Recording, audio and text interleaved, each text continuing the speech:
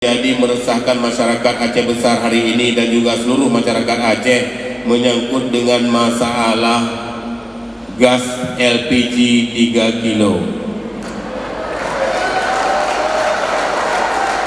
Jadi gas LPG 3 kilo selama ini oleh distributornya melalui pangkalan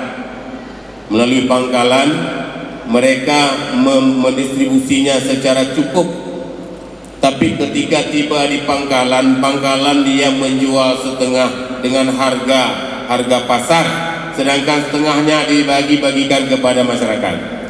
Jadi selalu masyarakat tidak mendapatkan.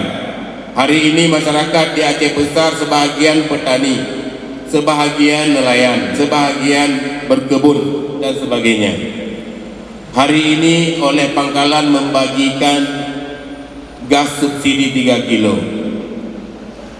Orang yang sudah pergi ke sawah, yang pergi ke laut, yang pergi ke kebun tidak sempat mengambil, dan esoknya dia akan mengambil jatahnya. Ketika dia ambil, orang pangkalan mengatakan tidak ada lagi, sudah habis. Pada saat kuota yang diberikan sudah cukup. Jadinya menjadi pertimbangan kedaya bersama, ada perubahannya juga terjadi di seluruh Aceh, insya Allah.